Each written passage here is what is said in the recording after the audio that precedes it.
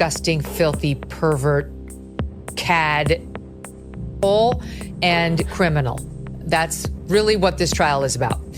I think even the defense cedes point one. They have to. There won't be a juror in that room that can stand Sean Combs. But the question here is whether he broke the law, and even your humble correspondent is open-minded to being persuaded that there wasn't a technical legal violation. I'm quite sure if we tell somebody to do something and he tells somebody to do something, I'm quite sure 9 out of 10 they're going to do what they told. So Cassie probably was in a situation where she was trapped. He may be a bad person who you can't stand, whose life is bizarre and offensive to you, but that doesn't make him a criminal under the RICO Acts, and you can't confuse your disgust for his personal choices as a human with seeing him as a violator of the criminal law. I don't think Cassie is in a situation where she has to lie. I don't think she's in a situation where she got to be worried anymore. I think she's in a great place with another baby on the way, and I still feel that Puffy's going to be all right and have a fair shot at it because Puffy Puffy ain't stupid. Let's get that clear. We're talking about a $100 million bombshell, one powerful music mogul, one fearless woman finally breaking her silence. But Suge Knight? Off where Diddy allegedly told her to get into an inflatable pool filled with baby oil and lube. Court transcriptions obtained by Law and Crime show the prosecutor asked, "Who, if anyone, asked you to get into the pool?" Ventura responded, "Sean, it was his idea." The prosecutor asked, "Did you want to get into a pool of baby oil?" Ventura responds, "At that point, I couldn't say no. It would have been all bad." After an objection, the prosecutor then asks, "What concerns did you have about not getting into the pool with baby oil?" Ventura responds, "That, amongst other things, just his temper. If that is something that he wanted, Sean wanted it to happen, that's what was going to happen. There wasn't another way around it."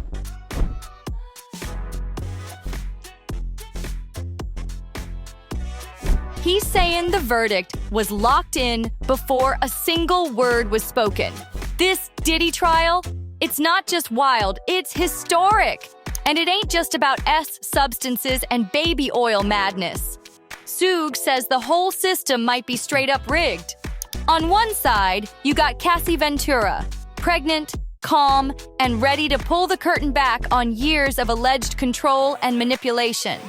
But then, boom! The defense drops a twist so wild, it's got people shaking their heads. Wait! What? Someone shouted, "I can't wait for the next freak off." That don't sound like she was being forced. Things just got real messy. Then comes Suge Knight, serving 28 years for manslaughter, and he throws down the biggest claim of all. Diddy will never see the inside of a jail cell again. The audio tape seemed pretty great to the defense. It was from 2014, and it was an audio recording between Cassie and somebody that she had worked with named Suge. Now, Suge's kind of important to Cassie's story because Suge had told Cassie he had an explicit video of her on his phone that somebody had told him about this video. And so she confronted Suge about this because she had initially thought this was a freak off video and just wanted to know where he had gotten this video. How did this video come into his possession? And so the audio was, I think, kind of a pretty bombshell moment this morning with the testimony goes, because when you're listening to Cassie on the stand, she is very soft spoken. She is very quiet and she is very calm, cool, and collected when she's answering questions. But under this audio, you could tell, and this was, more than 10 years ago at this point, but you could tell she was very upset while trying to confront Suge about essentially this explicit video. So it was taken in Atlantic City, and then the defense had kind of point out during this time Diddy was all the way in California, but Cassie had told Suge on this audio recording, "We'll figure it out," and asked him, "So you saw a video of me pleasuring myself?" And Suge said that he did have the video and he had this video on her phone. And Cassie says, "Well, it's not me pleasuring myself because you said somebody else was in the room." And Cassie repeatedly had asked, "Can I see it? Can I see it? Can I see it?" Then she goes into, and this is probably the part that kind of may have worked in the defense's favor. She says, "I will kill you. I will kill you. I'll put you in a desert. I will cut you." She says, "I'll get somebody else to do it because you're effing with my..." Not because he's innocent, but because the game's been fixed. Is this whole thing a setup? Was Cassie really under his grip? Or is the real story buried deep under scandal and secrets? And why Suge sounds so sure Diddy's walking away clean? The real reason might be darker than the crimes on paper. At the center of it all, Cassie Ventura's testimony. Her words are straight up chilling. The stuff she describes happening behind closed doors, it's not just wild, it's disturbing. Like an inflatable pool filled with baby oil? That's not just strange, that's on another level. The way she tells it, she had zero control. Couldn't say no, couldn't walk away. It paints a picture of a woman completely trapped under Diddy's power. But then the defense drops their bomb, and the whole courtroom gasps. Wait, hold up. This recording changes everything. It flips the whole case on its head. This ain't the picture of a scared, controlled woman like the prosecution painted. This is someone making threats, serious ones. We're talking about someone saying they'd dump a man in the desert and cut him. Someone ready to flex Diddy's power like a weapon. That's not fear, that's intimidation. And now people are asking, have we been fed the wrong story all along? The defense came in sharp with this one. They're showing the jury that Cassie could be bold, even dangerous, when she wanted to be. They're saying she knew how to use Diddy's name to shake people down, to get what she wanted. That quiet, helpless image the prosecution worked so hard to create? It's taken serious damage. It definitely was something that they were trying to paint it as. Maybe you're not as, meek and quiet as you kind of portray yourself to be. You can get aggressive, you can go and be confrontational, and then you can use your boyfriend and his power to kind of make the threat a little more serious. Because when Cassie was under direct examination, she had talked at great length just about this meetup with Suge Knight and how Diddy security was involved and how they had this whole meetup about this, and it was kind of a group meeting and that a lot of people were scared and concerned. So then when you hear it kind of coming from the audio, it was just kind of a little stark contrast. And but she was again forthcoming about her being just embarrassed or upset if this video were to get leaked or to get out into the public. And so that was the pretty much the essence of this video, but this audio recording. But you could definitely hear her rage and her kind of upsetness about this whole incident. Well, I tell you, I think what the defense might have been doing was saying, man, she didn't want this tape to get out, and she made sure, and Combs did everything in his power to make sure this tape didn't go out. And it's not so much, hey, this is a criminal trying to cover up his criminal activity, but this is a guy who's trying to make sure that Cassandra Ventura and he are protected from the tape coming out. Again, recharacterizing some of Sean. Legal insiders are already pointing out the major crack in the case. And here's the cold truth. Just because we're disturbed by what we're hearing doesn't make it a federal crime. The law don't care if Diddy's into wild stuff. It cares if he broke specific rules. The prosecution has to prove that laws were crossed, not just that Diddy's got twisted tastes. This could be the turning point in the whole trial. The defense ain't denying those freak-offs happened. They're claiming everyone was down for it. Consensual all the way. If they can prove that, this whole case could fall apart like a house of cards. But now everyone's obsessed with those freak-offs. What really went down behind those locked doors? And why do Cassie's own words clash with her claims of being forced? These weren't just wild nights. They were full-blown, over-the-top scenes with dark undertones. Something about it just feels off. My God. This was control on a whole other level. Diddy wasn't just involved, he ran the show like some twisted movie director. He picked the escorts, arranged the lighting, set the scene with candles, and dictated every single move. It was choreographed down to the last detail. When the jury heard this, you could see them squirm in their seats, and let's not even get started on the baby oil. This wasn't no typical massage setup. Cassie says they went through 10 bottles in one night. 10! Rooms were drenched, furniture ruined, hotels charging thousands just to clean up the mess. This wasn't random fun. This was a full-blown production. Be a bad person who you can't stand, whose life is bizarre and offensive to you, but that doesn't make him a criminal under the RICO Acts. And you can't confuse your disgust for his personal choices as a human with seeing him as a violator of the criminal law. But here's where the whole thing takes a sharp turn against the prosecution. Wait, what? The defense just pulled out text messages from Cassie herself. Messages showing her and Diddy planning these freak-offs around her cycle. Pictures, sweet texts after the weekend, saying she had a great time. That kills the image of her being forced. You could feel the courtroom freeze. It's hard to claim it was all against her will when she's texting like that right after. One message stands out. Cassie tells Diddy she's not sure about doing another freak-off because she feels like that's all I'm good for. But a lifestyle and being present in activities doesn't mean he committed a crime. Unless those activities in that lifestyle are criminal. But those activities in the lifestyle is not criminal. What was notable today, what my partner Mark said in court, is they never once said that these women didn't consent. Now that sounds sad, but the defense is flipping it, saying it proves she felt safe enough to speak up, not like someone living in fear. They're painting a picture of someone who could say no and did. Still, the emotional damage? It ran deep. Past, the cross has begun about why, whether she told him that she didn't want to do it. And the testimony, as I understand it thus far, has been basically no. She said she would do it. And they have text messages of her saying to him, I can't wait for the next freak off. I can't wait to do it. I might not be able to do it today because I have a red carpet. And she testified about how she had to get all drugged up and also he would beat her.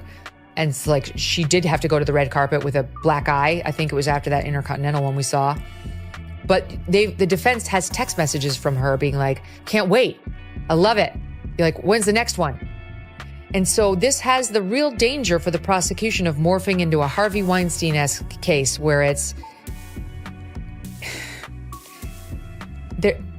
only a crime if he forced you. If you guys are just freaks in bed who wanted to do this stuff, yes, there's a question of the element. But he's not being charged with. And a lot of the viewers wrote in after our discussion yesterday saying, what do you mean? He beat her. It's on tape. Yes, I know. No one's not being charged with that. That's not one of the charges. The charges relate to solicitation or arranging the transportation of and RICO, racketeering, a criminal enterprise. So it's relevant if there's a crime, irrelevant if there was a crime on which the statute of limitations has run called. But they don't have to actually prove any of that. And he's not exactly being charged for that. But if this is consensual, or at least if Sean Combs believed that it was consensual, he could skate legally. Cassie testified that these wild sessions wrecked her body and her mind. She'd be so drained, she needed days just to bounce back. Her music career was poppin' at the time, but these encounters, they were taking over everything. Her health, her focus, her momentum, it all started slipping away. But just when the prosecution thought they were gaining ground, the most damaging contradiction yet hit the courtroom. Just when it looked like Cassie's side might recover, the defense came back swinging. And this time, they brought receipts, videos, more texts, hotel receipts tied to specific nights Cassie claimed she was trapped. But the footage, it showed her walking out smiling, arm in arm with Diddy's crew, hopping into luxury rides like it was just another night in paradise. The prosecution looked shook. They tried to pivot, saying trauma makes people act in ways that don't always look like victim behavior. But that didn't land the way they hoped. The jury's faces said it all. Confused, conflicted, maybe even doubtful. Then came another twist. A former assistant took the stand. And what she said, it threw gas on the fire. She testified that she saw Cassie voluntarily picking out outfits, helping stage these freak-off scenes, and even coordinating with hotel staff. According to her, Cassie knew exactly what was going down, and she played her part. Boom! Another crack in the foundation. Now people were asking, was Cassie being manipulated, or was she part of the spectacle until it turned sour? That question hovered like smoke in the air. The defense kept hammering it home. Consent isn't a straight line, but if she could say no and didn't, where's the crime? This case was no longer about just Diddy. It was about blurred lines, power and how deep someone can get pulled into a world they helped build. And just when it couldn't get any messier, boom! Kim Porter's name enters the chat. You know, the mother of 3 of Diddy's kids. And now, her death's being dragged into this trial like a ghost from the past. A former bodyguard took the stand with a serious look in his eye and dropped this. Kim knew too much. The courtroom went silent. He claimed she started asking questions, getting too close to secrets Diddy didn't want out. Then suddenly, she's gone. No foul play confirmed. But now eyebrows are definitely raised. The timing, chilling, the vibe, straight out of a conspiracy movie. And suddenly, this case isn't just about Cassie anymore. It's about a possible pattern. People close to Diddy either disappearing, staying quiet, or switching sides. Even some of Diddy's inner circle started backing away. Former employees, ex-friends, all of them dodging subpoenas or lawyering up. When the smoke's this thick, there's usually fire behind it. But back to Cassie, because the pressure on her was now intense. The defense wanted to know why she waited so long. Why now? Why after a quiet settlement and years of silence? Cassie's team argued it was fear, but the defense clapped back. You had platforms, lawyers, fans. If you really wanted to escape, why'd you stay? He controlled everything about these freak-offs, according to Cassie. She says that he decided who the escorts would be. He would approve the escorts before she contacted them. He would pick the locations. He would set the lighting, even placing candles and moving them around during the course of the freak-offs. And he would determine what acts she did with the escort. He would tell her what to do, and then telling him, where to.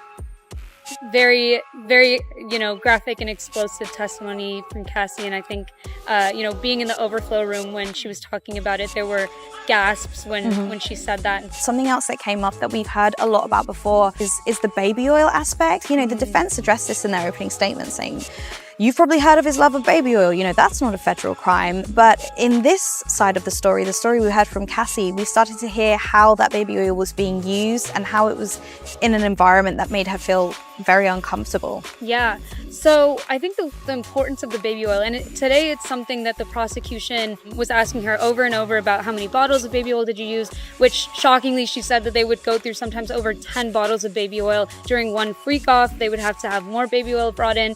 And I think the element that the prosecution is getting at here is the racketeering element. The baby oil is being used to portray this whole operation that Diddy had around him, assistants and chiefs of staff and things like that, bringing in stuff to the freak-offs, whether it was drugs that assistants would bring in or, lubricant or baby oil, which is something that was very heavily talked about. Cassie also said that she was just doused in baby oil.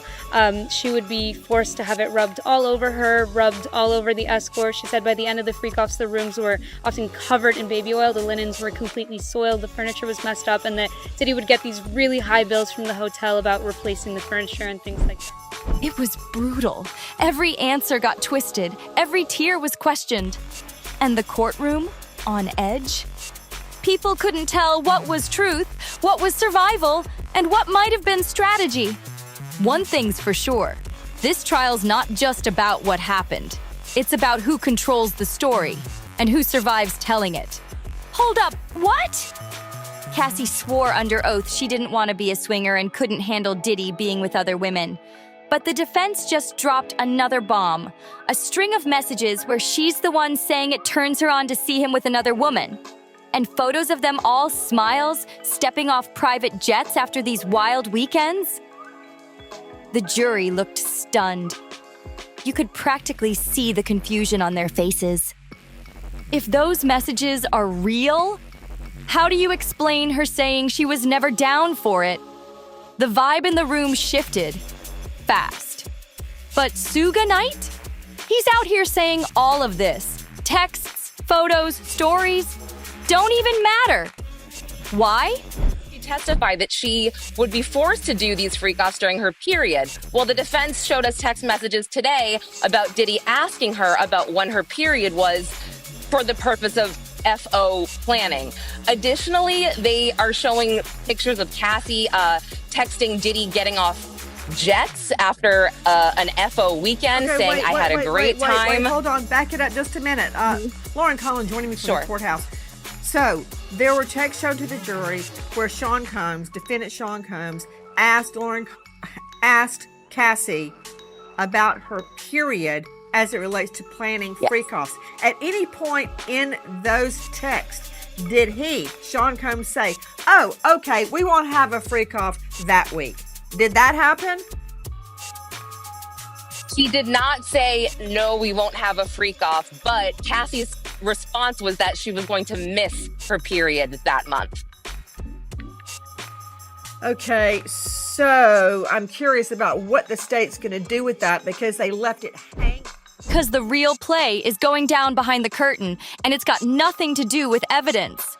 12 jurors hold Diddy's fate in their hands, but Suge says they might not be as regular as we think. This ain't just a courtroom drama, it's a chessboard, and somebody's moving pieces before the game even starts. Take this jury, for example.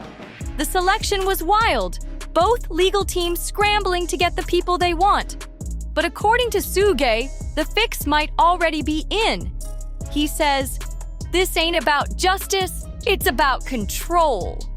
And now, let's look at who's actually sitting in those seats. You've got a 69-year-old actor/massage therapist, deep in the entertainment world, could have ties to celebrity circles. Then there's a 41-year-old corrections clerk, someone who knows how the justice system works from the inside. We have heard and seen some very explicit text messages and emails from Diddy and Cassie to each other. And Estevea is saying, look, if you don't want to read these, you don't have to. And Nancy, they are very graphic. We are hearing a lot that maybe I did not need to hear. Additionally, Cassie is showing that she is being open and honest with her communication with Diddy, sending him paragraphs about how she feels about freak-offs. But in this particular paragraph or email, she's saying, look, I don't know if I want to do it because I feel like that's all I'm good for. So the defense is showing us that, hey, Cassie, you were open and honest with Diddy, but you're saying that you couldn't be at a certain point. Oh, and a 31-year-old investment analyst, possibly linked to Diddy's business ventures? That's no average group of people. Makes you wonder, are they really impartial, or are they part of something bigger? This jury? It ain't just some random group of folks off the streets of New York. Nah, this is a hand-picked squad with backgrounds that are raising serious red flags. The kind of backgrounds that make you wonder who's really pulling the strings behind the scenes. And just when you think it can't get more loaded, I can only imagine how much of her time these freak-offs must have been taking. She had a budding music career at the time. She was releasing a lot of hits. And she said that her career was stifled because of how much she was doing the freak-offs and then after them kind of recovering from them. Obviously, if she was on, several different drugs, she would have to come down from the drugs and kind of take a few days to feel normal again and rehydrate is what she said. Boom! The political angle shows up, and nobody's talking about it loud enough. The lead prosecutor? Maureen Comey. Yeah, that Comey. Daughter of James Comey, the former Secret Service director. And Diddy? He ain't walking in solo. He rolled up with 8 elite attorneys, including the same legal shark who just got Young Thug off the hook. This ain't your average courtroom battle. This is a war of giants. And here's the wildest part. Suge Knight just flat out said it on national TV. Jury tampering, like it was no big deal, like it's just part of the game. Somebody's gonna talk to those jurors, he said. Convince one or two. Cassie testified yesterday also that she didn't want to be a swinger because she didn't really want to see Combs with another woman. However, today we saw a message exchanged from Cassie to Diddy where she says that she wants to see him with another woman as part of this fantasy. And I'm paraphrasing, but I think a lot of us were like, oh, okay, that's not great. And we're seeing a lot of that, a lot of contradictions with the period, with the talk of another woman. And I believe that they are showing pictures of Cassie and Diddy getting off airplanes after freak-off weekends to negate the trafficking charge. Just like that. Calm, cold, Business as usual in the world of fame and power. But this rabbit hole goes way deeper. This ain't just one messy trial. It's a look behind the curtain at a whole system rigged for the rich and powerful. Diddy's name? It's been circling in whispers for years. Quiet talks about strange deals, high places, and connections that don't make the news. Power players in business, even ties to law enforcement. It's been there, just under the surface. And now, Suge Knight's saying it out loud. Diddy ain't the real problem. He's just a symptom. The real sickness? A music industry built on secrets, pressure, and control. This trial is cracking the door open, but Suge is ready to blow it wide open. What people don't get is, this isn't just about Diddy. It's about decades of mistreatment, protected by fame and money, and finally starting to spill out into the light. Russell Simmons, Andre Harrell, Jimmy Iovine. Suge Knight ain't holding back. He's dropping names like grenades. And what he's saying? Straight up chilling. He's calling this a learned behavior, passed down through generations of music moguls like some twisted legacy. Let's talk about one of the biggest myths in the legal system. You're seeing it play out right now in this case, that both sides are looking for a fair and impartial jury. They're not. In the Diddy trial, or really in any high-profile case, jury selection isn't about fairness. It's about strategy. Yes, every attorney says they want an impartial jury, but what they really want is a panel of people who they believe will vote their way. The prosecution, they're looking for jurors who trust the system, who believe victims and value rules. The defense, they're looking for the skeptics, the people who question authority, challenge narratives, and believe everybody deserves the benefit of the doubt. They're not just asking about their background, they're reading their body language, listening to what they do and what they don't say, and even checking their social media. As this jury selection process plays out, just know these folks are not being chosen because both sides believe they are truly the fairest people to be selected. They're being chosen because they think they fit into their game plan. According to him, Diddy didn't invent this lifestyle. He inherited it. He was taught. And what he learned? That's the part that's got everyone's jaw on the floor. Wait, what? Suge brought up something called the ball egg test. And honestly, it's so messed up, it can't even be repeated here. He's describing disturbing, degrading rituals, initiation-type stuff, that he says go down behind closed doors in the upper ranks of the music industry. Not just rumors, straight-up control tactics designed to humiliate young talent. He's painting a dark picture of an industry where new artists are broken down before they're built up. And then he drops names. Usher, Justin Bieber. Both of them mentored when they were still kids by major industry figures.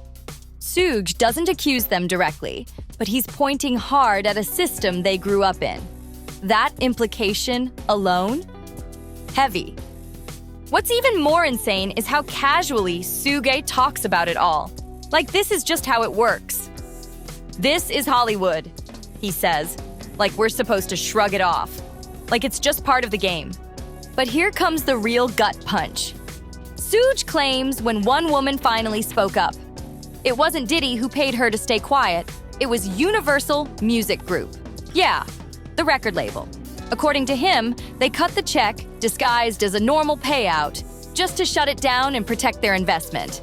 If that's true, we're not just talking about one man's secrets. We're talking about a whole industry-wide cover-up. And that changes everything. So get this, the victim would have to pay taxes on her own hush money. Wrap your head around that. This isn't just one bad guy doing shady stuff. This is a whole machine built to protect itself. Sure, if we tell somebody to do something and he tells somebody to do something, I'm quite sure 9 out of 10 they're going to do what they told. So Cassie probably was in a situation where she was trapped. You know, and sometimes you find out stuff, and I ain't trying to take the things away from all what we're talking about, but sometimes you find out things later on that is so bad to you, it just makes your blood boil. I found out recently that allegedly one of my attorneys, David Kenner, was involved in the assassination of Tupac and me getting shot, and of witnesses, but that's another story. But the main thing is that justice for all. This call and your telephone number will be monitored and recorded. I don't think Cassie is in a situation where she has to lie. I don't think that she's in a situation where she got to be worried anymore. I think she's in a great place with another baby on the way. And I still feel that Puffy's going to be all right and have a fair shot at it, because Puffy he's not a dummy. And I'm quite sure somebody's going to talk to those jurors and convince one or two of them, and that's all he needs is one. So at the end of the day, it's going to be a real exciting situation, but I think he's going to be all right. Suge, do you think he's going to be all right because someone's going to tamper with the jury? Is that what you're trying to say? He got enough influence, and I'm quite sure, don't seem like the prosecution is that bad against him. Don't seem like I think he got some favors with the government. I think they're going to show him a little leeway. It might not seem like it when it's all said and done, but I don't think he has nothing to worry about. I don't think he's worried because he's going to be federal. And if he gets convicted, Trump's going to pardon him. So We're talking about an industry where silence gets bought, payoffs look like regular paychecks, and NDAs come backed with heavy threats. It's not just about keeping secrets.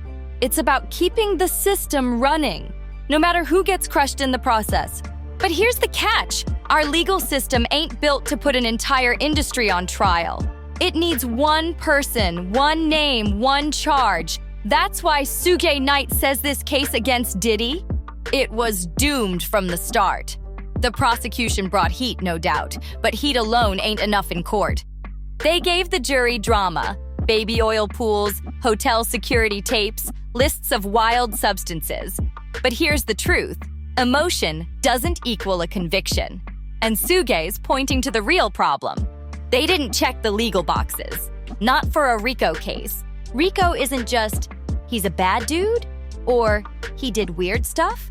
It's about proving he ran a criminal enterprise with clear, illegal acts tied together.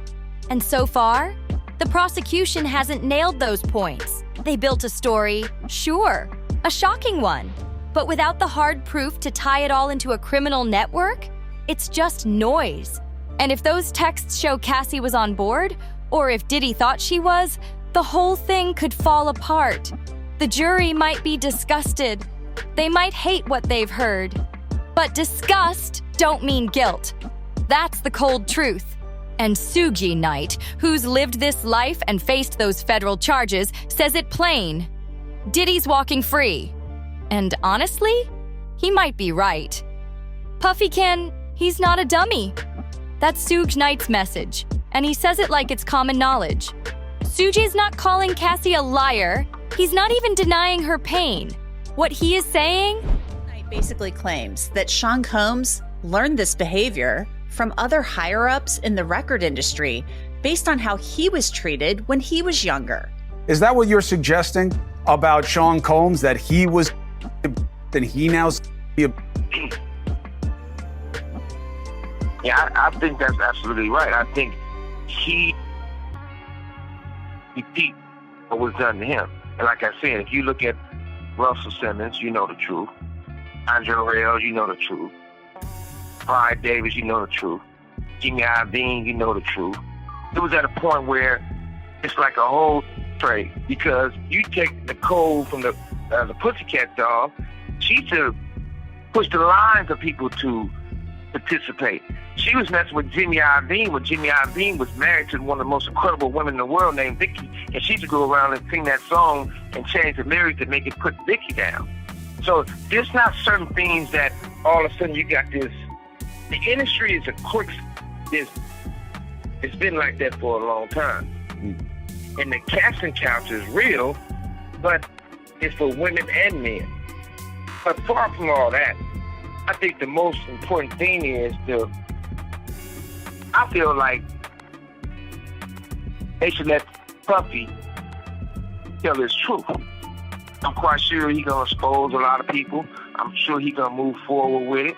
But I don't think it should be a situation like the Epstein thing where they found him hanging from the ceiling or dead before the truth come out. Well, first of all, you got to start with at the top. You starting with the top. Brian Davis, Russell Simmons, Andre Arell.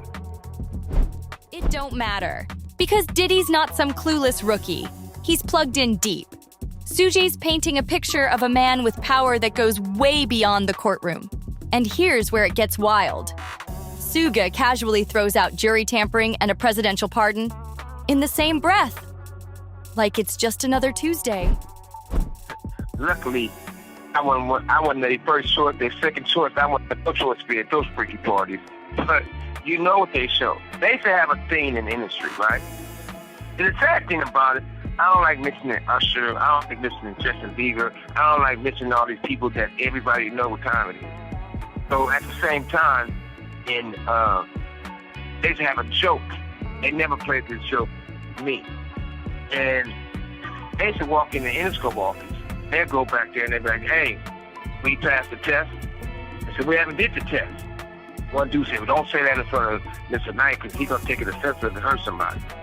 I said, well, whatever it is, I probably would take it offensive when somebody would get their ass whooped. You know, that was me in those days. But they used to have these guys, they used to call it the boiled egg test. They used to take a boiled egg, a raw boiled egg, and have those guys pull their pants down and bend over and they stick it. The eggs break, they say they're not ready yet. They ain't put enough work in. This is Hollywood. So everybody want to go act like they don't know what's going on. Hold on a second, but Suge. if you just look, Suge, all you gotta do is I have never heard of anything like that. So if I haven't heard about it, just assume a lot of people haven't heard that before. But you think it's on video? Let's stop for a second. Go ahead, Suge. Yeah, listen, also, have you ever been to any puffy parties? No. You sure they had a long time to think about it. But if you haven't been in those parties, even some of the preachers been in those parties, and they wasn't on their knees praying for God. See, they was praying for somebody to have come real quick or something. But I wasn't there, but there's proof of it. But at the same time, everybody want to look around and act like something going on that wasn't right. It's the facts of life in the industry. Someone's gonna talk to those jurors, he says. Convince just one or two to hold out. That's all it takes to hang the jury. Boom. Mistrial. But the real jaw-dropper? Suge suggests Diddy's got friends in high places. Like, real high. Government level.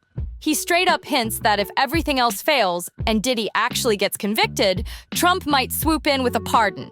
That's not just legal strategy, that's elite privilege on steroids. This whole trial...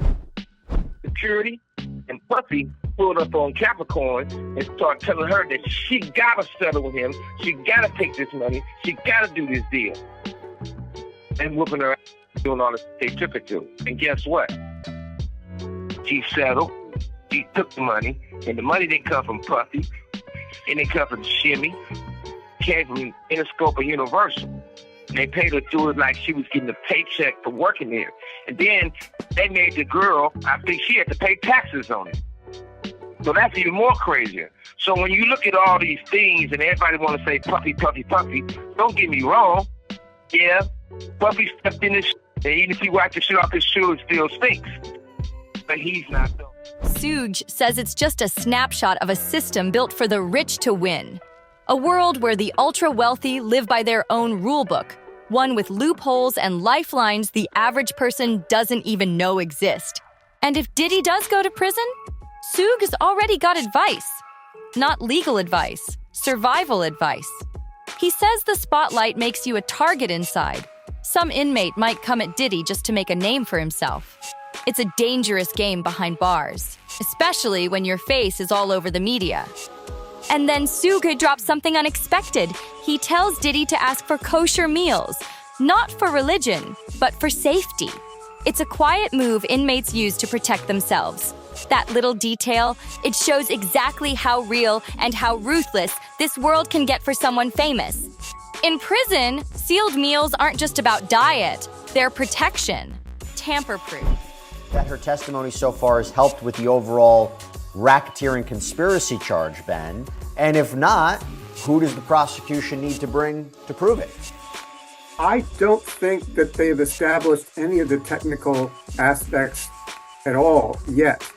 I think this is all about poisoning the jury's mind about Diddy, which probably was done by the video. I'm not sure who the government has, but as Mina said, the government is going to have its ducks in a row, and they're going to have witnesses who can, at least on their face, satisfy the elements. But according to Suge Knight, Diddy won't need that kind of advice. Because this case, it was never about justice. It was always about spectacle. And when the curtain drops, Suge says Diddy's walking away, untouched. The real question isn't, will Diddy go to prison? It's darker than that. It's, was justice ever even on the table? That's the bombshell Suge dropped. And it hit hard. He said if Diddy gets convicted, it won't matter, because he's got a presidential pardon in his back pocket. Yeah, that's how deep this runs. This ain't just a courtroom battle, it's a spotlight on how the ultra-rich move through a system built to protect them. Cassie is in a situation where she has to lie. I don't think she's in a situation where she got to be worried anymore. I think she's in a great place with another baby on the way, and I still feel that Puffy's gonna be all right and have a fair shot at it, because Puffy he's not a. Look at what's come out. Cassie's testimony, full of contradictions. The defense, ruthless. They've pulled out receipts, texts, photos, messages that flip the story. They didn't just poke holes, they tore the whole narrative apart. And remember, a RICO charge isn't about vibes, it's about proof. Sure, if we tell somebody to do something and he tells somebody to do something, I'm quite sure 9 out of 10 they're gonna do what they told. So Cassie probably was in a situation where she was cold legal proof of a criminal enterprise. And that's where the case is cracking. Suge says the jury might already be influenced. That Diddy's ties go deep. That Universal Music Group's payouts ain't hush money on the books, but they are in effect a quiet deal to protect a major investment. And Diddy's lawyers say he's in danger, and neither should he say that. Because once he gets to the point where they feel he's going to be to himself, harmful to himself, once they put him on watch, you had a right to nothing. No socks, no drawers, no T-shirt, no blanket, no sheets. You second in a cell as a crazy man.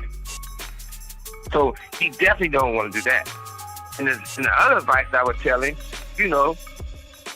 maybe he should get on the Jewish diet. Because the kosher meals is way better than the food somebody else is making for you. At least they're going to come hot, they're going to come sealed, and you got to be the one to open them. That's very important. What about people trying to hurt him? Go to jail. One of the things is this. I don't care who you are. Prison and jail is a negative environment. Somebody can do something to them and get a name for themselves, they're going to actually do it. Or they can do whatever they feel they got to do to prove themselves. But we also got to learn. We got to learn from our mistakes. Everything don't have to be a mistake. You got to better yourself. But we all know what we signed up for. They've stuck to the same message from day one. Everything was consensual. No crimes were committed. Mark Agnifilo, his lead attorney, has kept it simple. Cassie and the others were all willing. And based on the messages shown in court, that argument's holding strong. So maybe Diddy walks, not because he's innocent in the moral sense, but because the system was built to keep people like him free. First thing is drugs. She said that she consumed several kinds of drugs, including ecstasy, MDMA, cocaine, marijuana, ketamine, mushrooms, GHB, alone or in combination with one another. She said those drugs would often make her sick, and she would even throw up before the freak-offs. And despite her throwing up and Diddy seeing her throw up and being aware that she was sick, still made her continue. The very fact that she was having with strangers, she didn't want to do that from the beginning. Sometimes Diddy would make her have multiple partners who were having with her at the same time. Sometimes Diddy would have with her at the same time as an escort. She said all of that made her extremely uncomfortable, and she didn't want to do any of it. In a world where billion-dollar labels can bury stories, where jury tampering is just part of the game, and where pardons can be bought with power. Was this trial ever anything more than theater? As Suge Knight put it, Diddy's got nothing to worry about. And that might be the most damning truth of all. If you were locked into this story, make sure to like, share, and subscribe so you don't miss what drops next. Until then, fam, keep it real.